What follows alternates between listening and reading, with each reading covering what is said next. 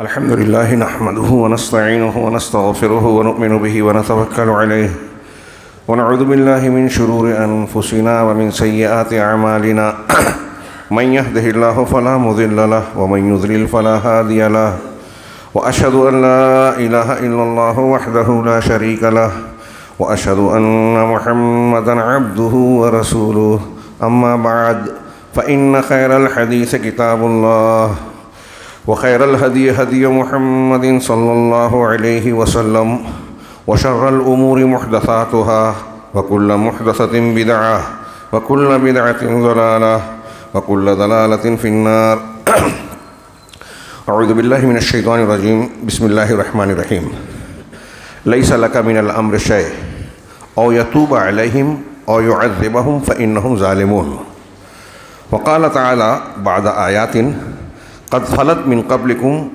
سنن فسيروا في الأرض فانظروا كيف كان عاقبة المكذبين هذا بيان للناس وهدى وموعظة للمتقين ولا تهنوا ولا تحزنوا وأنتم الأعلون إن كنتم مؤمنين. محترم حاضرین، اس دنیا میں ہم دیکھتے ہیں کہ ہر انسان کے ساتھ کامیابیاں اور ناکامیاں ساتھ ساتھ لگی ہوئی ہیں.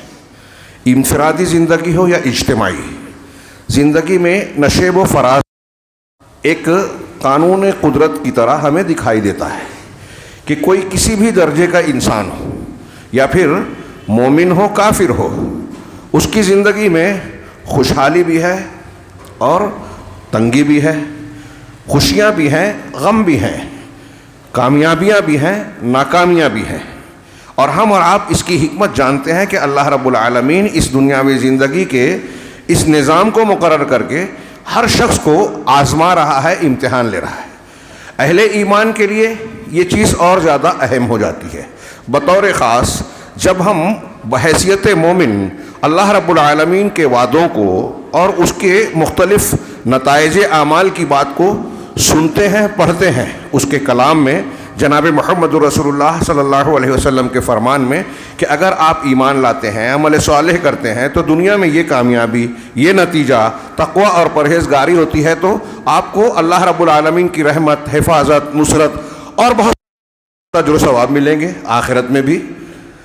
لیکن جب ایک مومن بندہ یہ دیکھتا ہے کہ ہمیں کسی موڑ پر شدید قسم کی ناکامی لاحق ہوئی ہے اور دشمنان دین جو اسلام اور مسلمانوں کے دشمن ہیں وہ کامیاب ہوتے نظر آ رہے ہیں، ظلم و زیادتی کرتے ہوئے نظر آتے ہیں اور بظاہر ترقی پذیر بھی ہیں.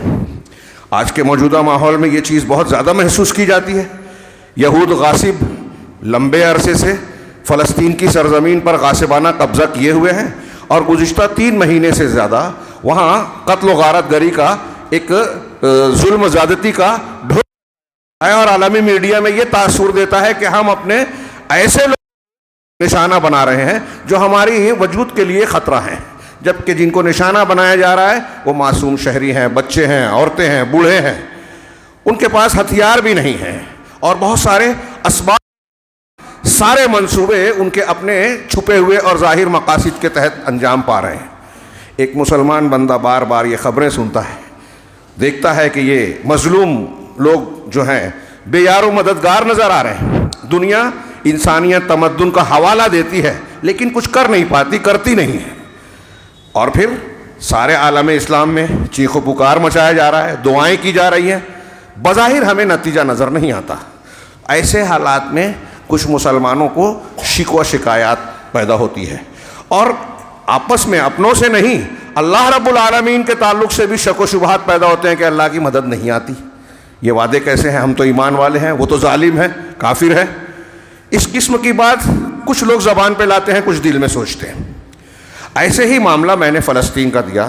ہمارے اپنے ملک میں دیکھیے کہ ظلم زیادتی کا کیا تانڈو مچا ہوا ہے. 2 لوگوں کے لیے 2 قسم کے حج تو سارا میڈیا چلا رہا ہے، چیخ چلا رہا ہے کہ ایک آدمی کرپٹڈ ہے، اس کے خلاف چھاپے پڑتے ہیں، وہ ایک پارٹی میں چلا جاتا ہے، معاملہ کلیئر اور صاف ہو جاتا ہے. ایسے بہت سے معاملات سامنے آ رہے ہیں. بلقیس بانو کے کیس میں ہمارے سامنے ہے کہ صاف صاف سپریم کورٹ کی یا کورٹ کی جانب سے انہیں سزا سنائی گئی مہاراشٹر کورٹ سے، اور پھر اچانک سزا یافتہ مجرمین کو جو قاتل تھے، زناکار 7 لوگوں کو قتل کیا تھا بے دردی سے، صرف ایک خاندان کے، ان کو چھوڑ دیا گیا. اور پھر کورٹ نے جو تبصرہ کیا، سپریم کورٹ نے بعد میں ابھی جلدی، کہ ان کو اتنے ہفتوں میں اپنے آپ کو حوالے کرنا ہے، 4 ہفتے کے اندر. اور ایک حکومت، ریاست گجرات کی حکومت کو کہا کہ یہ مجرمین زناکار بدکار لوگوں کے ساتھ مل کر کام کرتی تھی. یہ کورٹ ہی کہ جو یہ کارروائی کی گئی یہ ظالمانہ، انصاف، قانون اور آئین کے خلاف ہے. 2 طریقے کے قانون چل رہے ہیں. یہاں تو یہ چیز نظر آتی ہے، لیکن دوسری طرف ہم دیکھ رہے ہیں کہ ایک مسجد کے تعلق سے ایک سلسلہ وار معاملہ کیا گیا، فیصلہ کروایا گیا، مسجد کو ڈھایا گیا، جس کو کورٹ نے جرم کہا، اب اس پر جب مندر بن گیا تو مجرمین کو جب کورٹ تلاش کر رہی تھی تو نامعلوم کہا گیا، اور اب ان کو ہیرو بنا کر پیش کیا جا رہا ہے. اس کے افتتاح کی جو کارروائی کی جا رہی ہے اپنے سیاسی مفادات کی روٹی سیکنے کے لیے، وہ ہمارے سامنے ہے. یہاں بھی آدمی مایوسی کا شکار ہوتا ہے. یہ اس تناظر میں آپ غور کریں، اور پھر اپنے سماج اور معاشرے میں تو کچھ لوگ مایوسی کا شکار ہوتے ہیں. میں اور آپ یہ عقیدہ رکھتے ہیں کہ اللہ رب العالمین کی شریعت میں ہمارے ہر مسئلے کا حل ہے، ہر مرحلے میں وہ ہمیں رہنمائی کرتا ہے. اس تناظر میں نے ایک واقعہ آج کے خطبے میں بیان کرنا چاہا. اللہ کے نبی صلی اللہ علیہ وسلم کی سیرت طیبہ کے مشہور واقعات میں ایک غزوہ احد ہے. لمبی تفصیل اس میں نہ جاتے ہوئے ہم اور آپ نتیجے کی بات جانتے ہیں کہ اس غزوے میں پہلے حلے میں مسلمانوں کو غلبہ حاصل ہوا.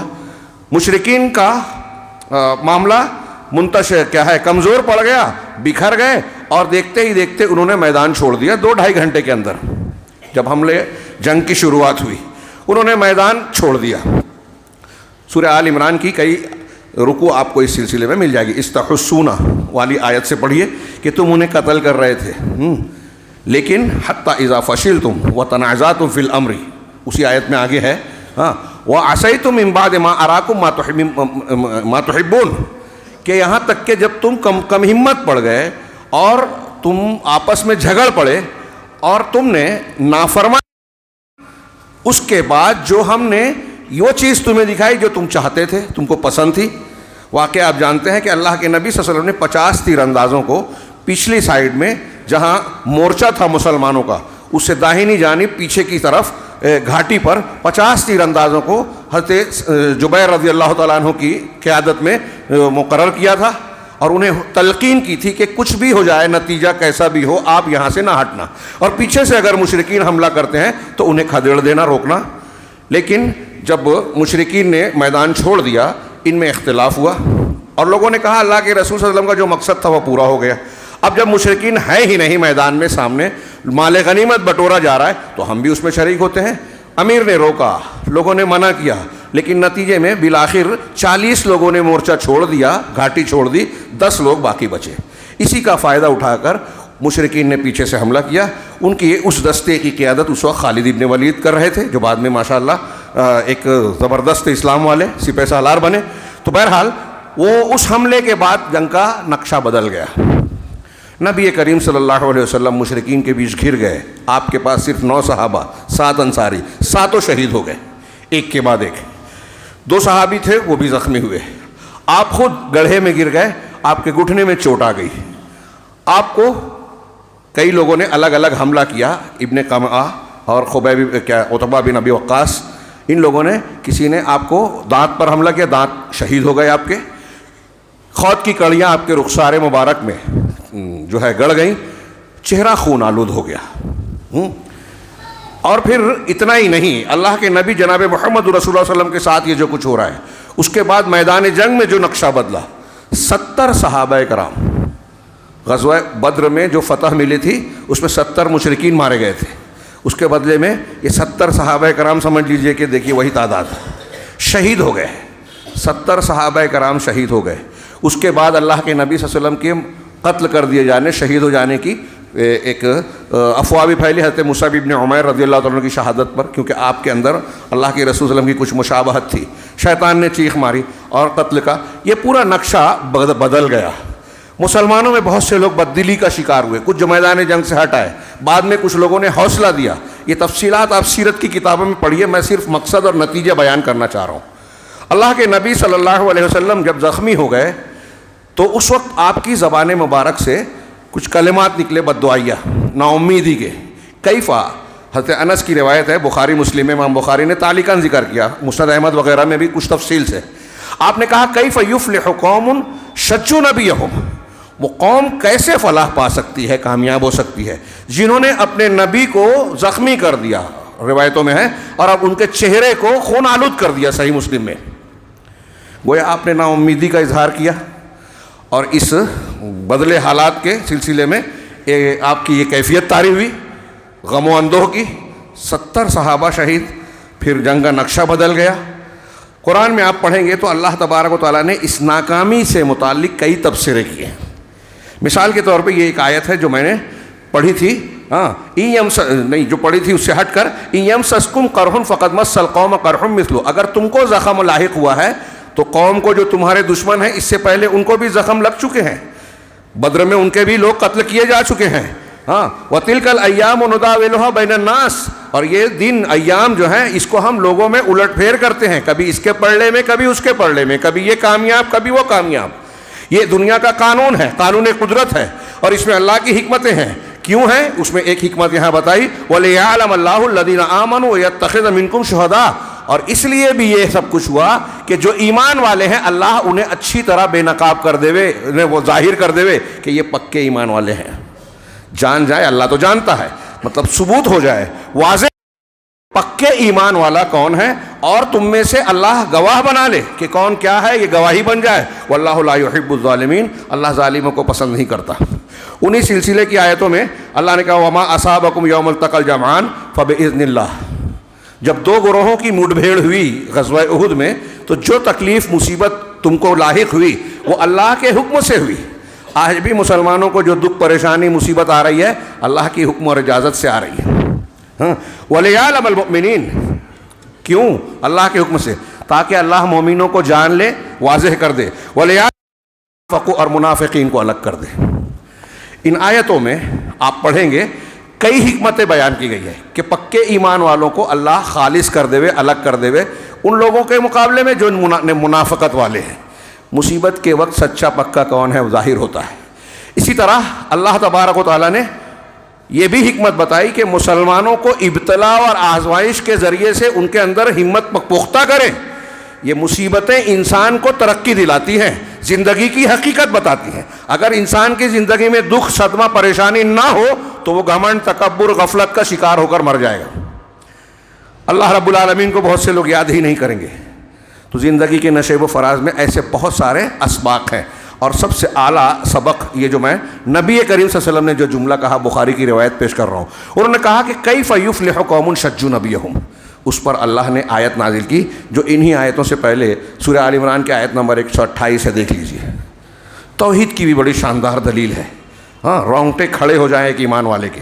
اللہ تبارک و تعالیٰ سید المرسلین سے خطاب کر کے فرما رہا ہے لیس لک من الامر شیء، اے رسول آپ کا معاملے میں کوئی اختیار نہیں ہے، اللہ کے فیصلے اللہ کرتا ہے، توفیق دینا نہ دینا اللہ کے بس کی بات ہے۔ اللہ کا جو فیصلہ ہے اور آپ کا جو کام ہے وہ الگ الگ ہے۔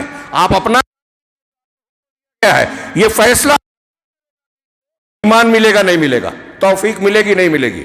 آگے آیت میں کہا او یتوب علیہم، یا تو ان کو توفیق دے جو کفر اور شرک میں ہے اس سے توبہ کر لے، اسلام لے، اور یعذبہم، یا ان کو عذاب دے فإنہم ظالمون، کہ وہ ظالم تو ہے ہی۔ عام کافروں کے مقابلے میں انہوں نے کئی اور زیادتیاں کی ہیں، رسول کو زخم دیا، تکلیف پہنچائی، صحابہ کو قتل کیا، شہید کیا۔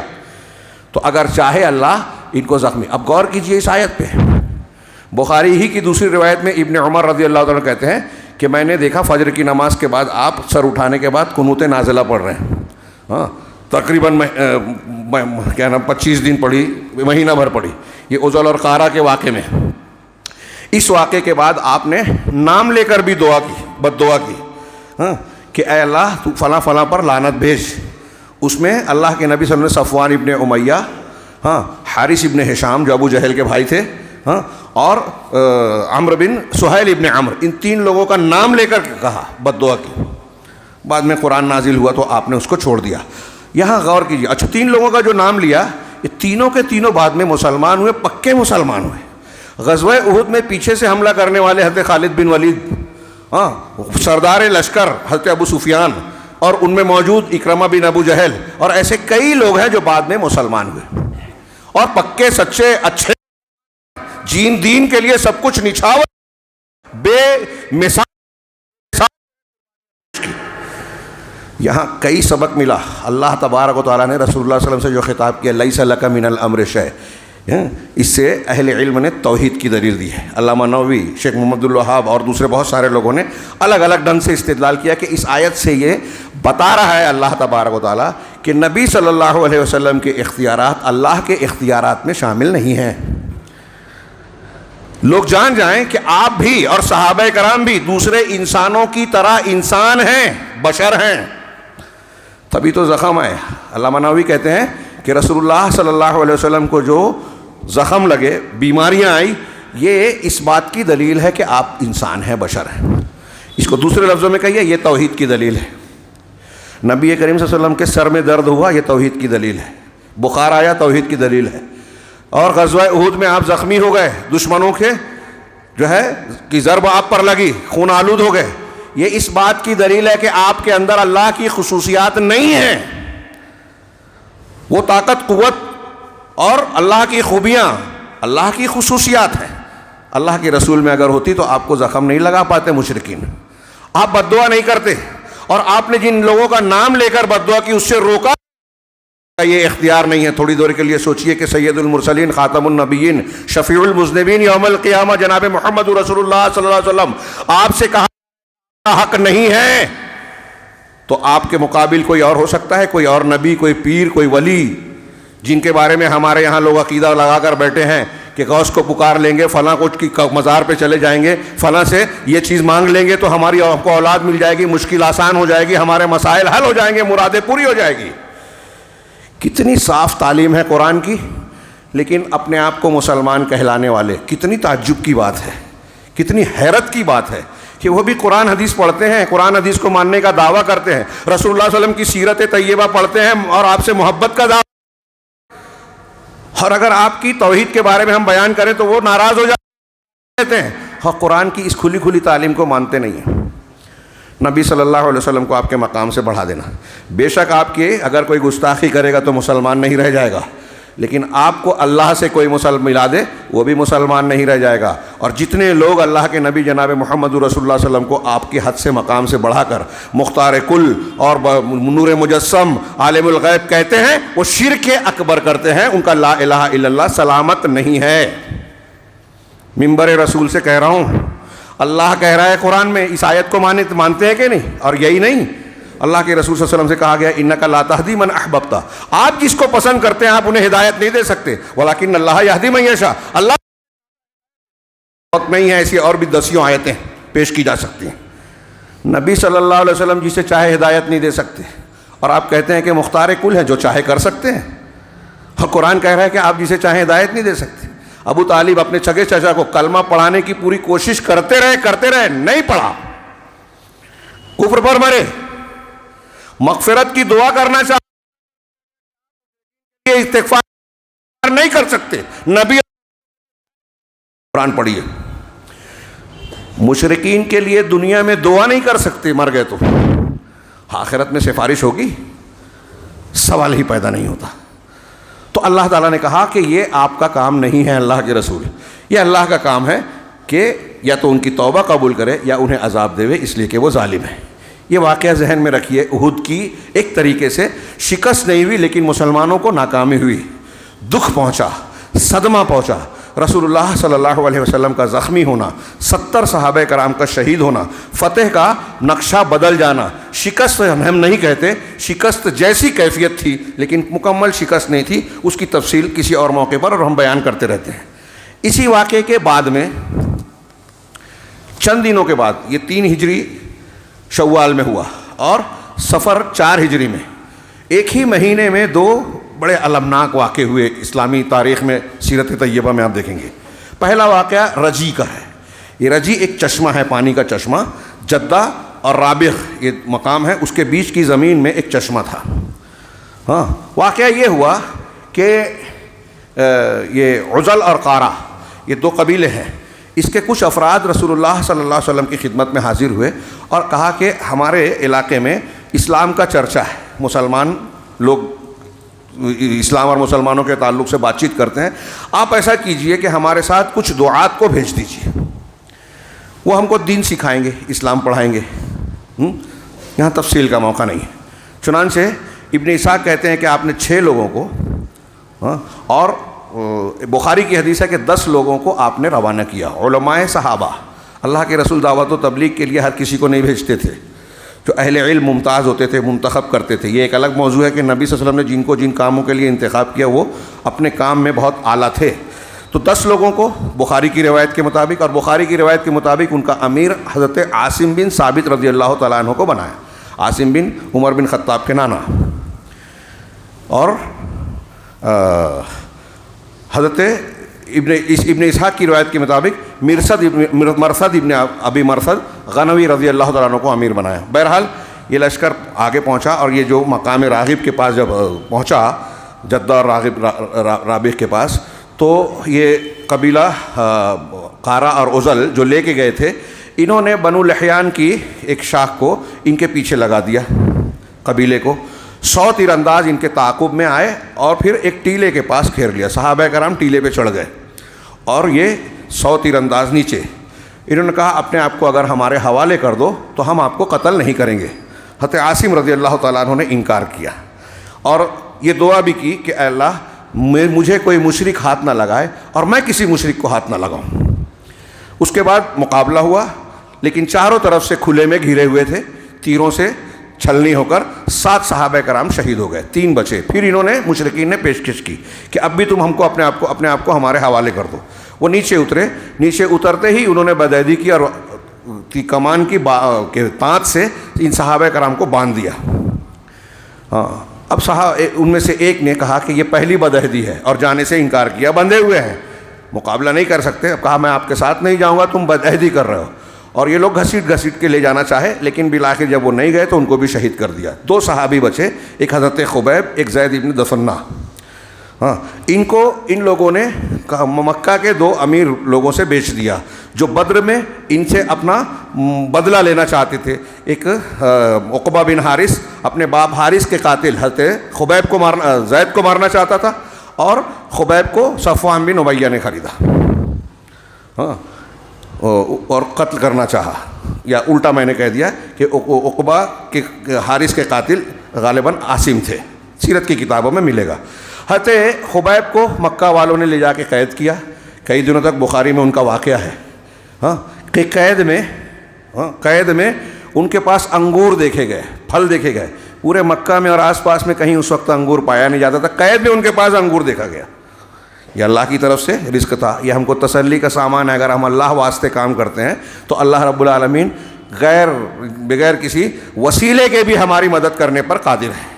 اور اس درمیان کئی بڑے پیارے واقعات ہوئے. ایک وہ ان کے ہاتھ میں استورا تھا قید خانے میں.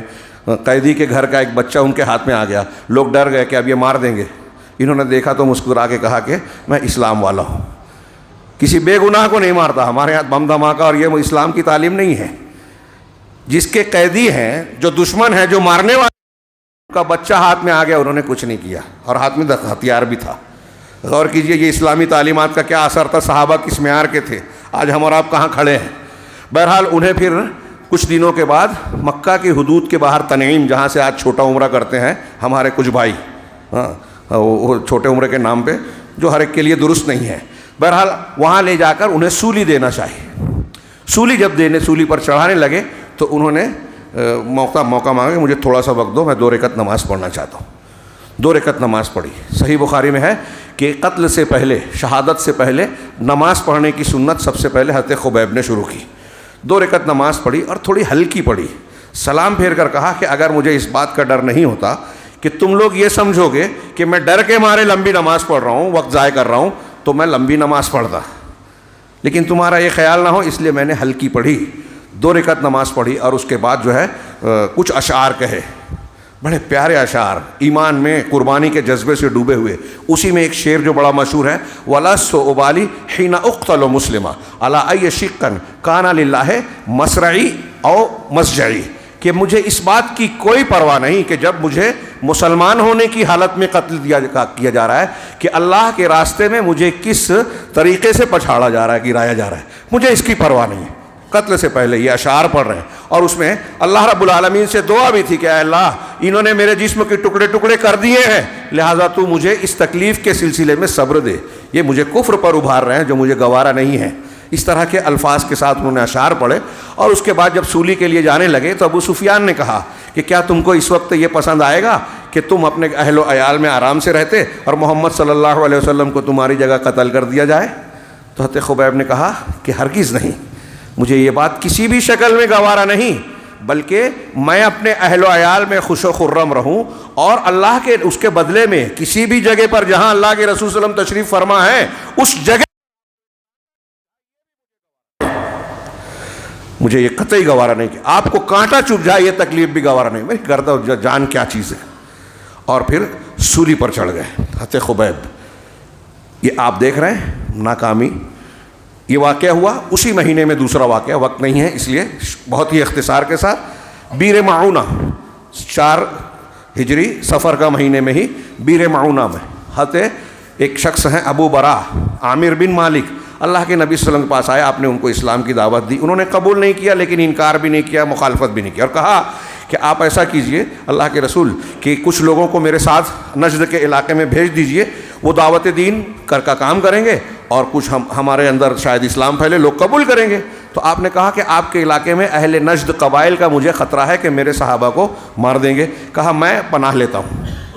عربوں میں یہ زبان کی بڑی قیمت تھی.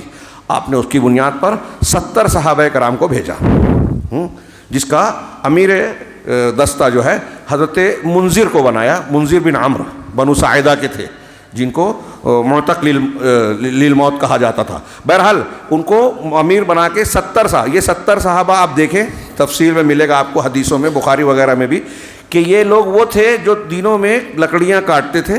لکڑیاں کاٹ کے اصحاب صفہ صحابہ جو پڑھنے آتے تھے، تعلیم حاصل کرنے کے لیے تھے، جن کے پاس اسباب نہیں تھے، ان کے کھانے پینے کا انتظام کرتے تھے. اور یہ بیر معونہ والے یہ قرآن پڑھتے تھے، پڑھاتے تھے، دین سیکھتے تھے، سکھاتے تھے، علماء صحابہ تھے، قرآن کے عالم تھے.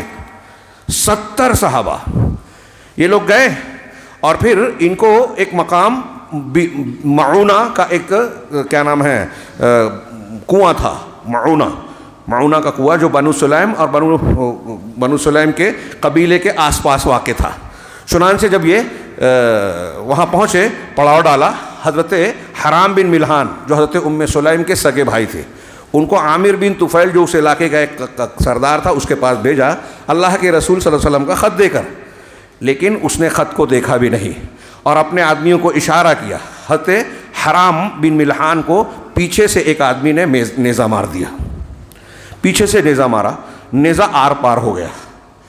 آگے سے انہوں نے جب خون دیکھا تو ان کی زبان سے جو لفظ نکلے حیرت انگیز. انہوں نے کہا اللہ اکبر فزت و رب الکعبہ، اللہ اکبر، رب کعبہ کی قسم میں کامیاب ہو گیا.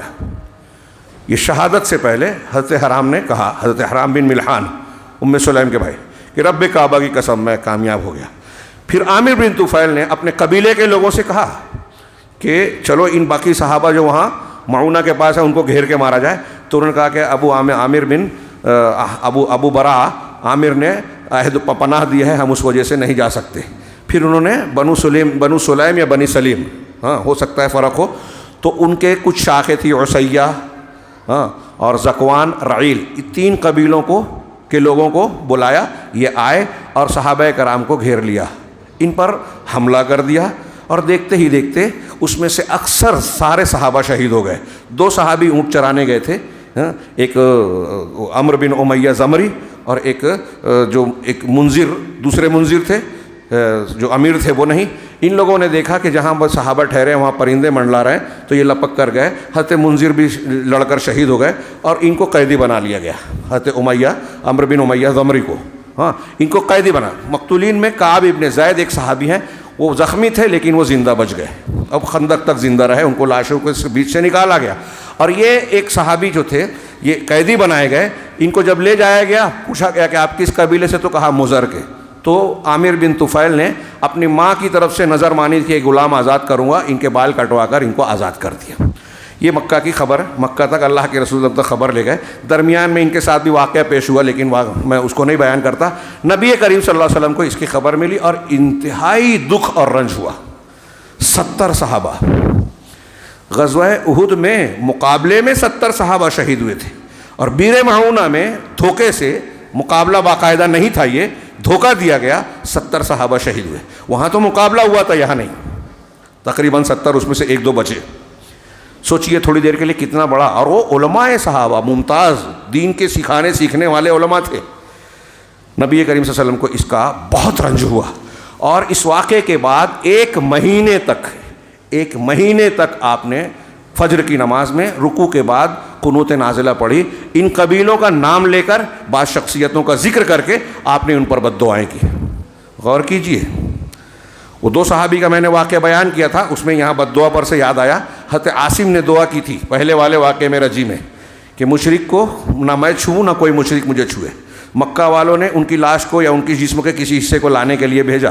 ان کو بھی خریدنے والے تھے، انہوں نے کئی سرداروں کو بدر میں مارا تھا. تو جب ان کی لاش کے قریب مشرکین پہنچے تو بھڑوں نے، جن کو ہمارے ہاں برہ بولتے ہیں، بھڑوں کے ایک غول نے ان کی لاش کو گھیر لیا، جس سے کوئی مشرک ان کے قریب نہ جا سکا. اور سیرت کی کتابوں میں یہ تفصیل بھی ملتی ہے کہ تیز بارش ہوئی اس دن، اور بارش کے پانی میں بہہ کر ان کی لاش کہاں چلی گئی پتہ نہیں. اللہ کے رسول صلی اللہ علیہ وسلم کو اس کی خبر ملی، اور پھر حضرت عمر کو جب یہ بتایا گیا تو حضرت عمر نے اس واقعے کو سننے کے بعد، حضرت عاصم کی دعا کو سننے کے بعد کہا کہ اللہ تبارک و تعالیٰ اپنے مومن بندوں کو، غور سے سنیے، اپنے مومن بندے کی حفاظت مرنے کے بعد بھی کرتا ہے. اگر ہم یقین رکھیں، بھروسہ رکھیں اللہ پر، تو مرنے کے بعد بھی اللہ رب العالمین ہماری حفاظت کرے گا. ان واقعات کے تناظر میں توحیدی دلائل کے بعد وقت نہیں ہے، صرف اس آیت کا ترجمہ، اور اس ترجمے کو، ان چیزوں کو آج ہمارے حالات پر فٹ کیجئے، غور کیجئے. مایوسی کا شکار مسلمانوں کو کسی بھی حالت میں نہیں ہونا چاہیے. اللہ تعالیٰ نے یہ فرمایا، جو میں نے شروع میں آیت پڑھی تھی بس اس کا ترجمہ کر رہا ہوں، کہ اللہ نے فرمایا قد خلت من قبلکم سنن، تم سے پہلے اللہ کی سنتیں گزر چکی. یہ احد میں جو تم کو نقصان پہنچا، تکلیف اٹھانی پڑ رہی ہے، یہ کوئی نئی بات نہیں ہے. مسلمانوں کے لیے ایسے نشیب و فراز آتے ہیں، بلکہ انبیاء کو قتل کیا بنی اسرائیل نے. تو انبیاء کو قتل کر دینے سے انبیاء کا درجہ گھٹ نہیں گیا، ناکامیاب نہیں ہوئے، وہ کامیاب ہوئے، اعلیٰ درجے پر ہوئے. شہادت کا درجہ ملنا اور مسلمانوں کا دین کی راہ میں قربان ہونا، یہ ناکامی ہرگز نہیں ہے. تو اللہ رب العالمین فرما رہا ہے کہ تم سے پہلے سنتیں گزر چکی. فسیروا فی الارض، زمین میں سیر کرو، چلو پھرو. فانظروا کیف کان عاقبۃ المکذبین، اور دیکھو کہ جھٹلانے والوں کے انجام کیا. دنیا میں جو بھی جھٹلانے والے ہیں، وہ غصب کرنے والے، مسلمانوں پر غزہ میں بم برسانے والے ہو، مسجد کو توڑنے والے ہو، اور شرک کا گھر مسلمانوں پر ظلم اگر کرتے ہیں، اللہ ان کا ہو ڈھائی ہے. ایسا ممکن کہ ببول کے پیڑ میں آم لگے. جیسے آپ کو ایک بیج بوتے ہو، دوسرے پھل کی امید نہیں کرتے، ایسے یہ ممکن نہیں ہے کہ مسجد توڑنے والے چین سے رہیں. یہ ممکن نہیں سے ہم کنار ہوں.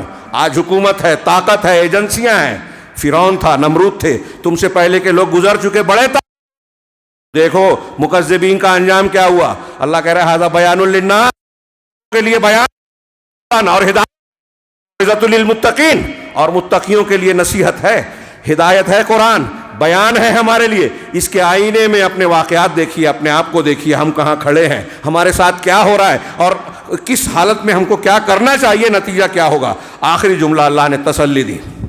امام قرطبی کہتے ہیں کہ یہ آیتیں مسلمانوں کے لیے تسلی ہے کہ کبھی جھٹلانے والوں کا انجام اچھا نہیں ہوا، اور مومن اگر نشیب و فراز کا شکار ہوئے، لیکن مومنین کو اللہ رب العالمین اونچا درجہ دیتا ہے. کامیاب دنیا میں چاہے شہادت نظر آ رہی ہو، لیکن آخرت میں تو کامیابی ہے ہی، اور دنیا میں بھی بے عزتی نہیں ہوتی مسلمانوں کی. تو اللہ نے کہا وَلَا تَهِنُوا وَلَا تَحْزَنُوا، کمزور مت پڑو، نا امیدی کا شکار نہ ہو، وَلَا تَحْزَنُوا، اور غمزدہ نہ ہو جاؤ، ڈرو نہیں. وَأَنْتُمُ الْأَعْلَوْنَ إِن كُنتُم مُؤْمِنِينَ، تم ہی سر بلند رہو گے اگر مومن رہو۔ اب یہاں یہ بحث چلتی ہے جو ہم سنتے رہتے ہیں کہ ایمان کی حفاظت اس کی شرط ہے، ہمارا عقیدہ درست ہو، عمل صالح ہو، جناب محمد رسول اللہ صلی اللہ علیہ وسلم کی سنت اور طریقے پر قائم ہو۔ یہ ایک دوسری مصیبت ہے کہ لوگ قرآن حدیث کا نام لیتے ہیں، اپنے آپ کو مسلمان کہتے ہیں، قرآن حدیث پڑھتے ہیں لیکن قرآن حدیث مانتے نہیں ہیں۔ کوئی شرک کر رہا ہے، کوئی خرافات کر رہا ہے، کوئی منہج رسول سے ہٹا ہوا ہے، الگ الگ فرقے بنا لیا، صراط مستقیم کو چھوڑ کر نئے نئے راستے اصول بنا لیے۔ تو یہ بھی ایک وجہ ہے کہ ہم نے اپنے ایمان کی حفاظت نہیں کی۔ یہ اللہ کا وعدہ ہے، ہمارے ہاں بچے بھی تقریر کرتے ہیں کہ اگر تم ایمان والے رہو تو اللہ رب العالمین کا وعدہ ہے جو غلط ہو ہی نہیں سکتا، تو تم ہی سربلند رہو گے۔ اللہ رب العالمین سے دعا ہے کہ وہ ہمیں پکے ایمان والا بنائے اور اس بنیاد پر دنیا میں عزت سے اور آخرت میں نجات سے نوازے۔ اقول قولی ھذا واستغفر اللہ لکم سائر المسلمین وصلی اللہ علی نبینا محمد۔ بارک اللہ لنا ولکم فی القرآن المجید ونفعنا وإیاکم بالآیات والذکر الحکیم، انہ تعالی جواد کریم ملک بر رحیم۔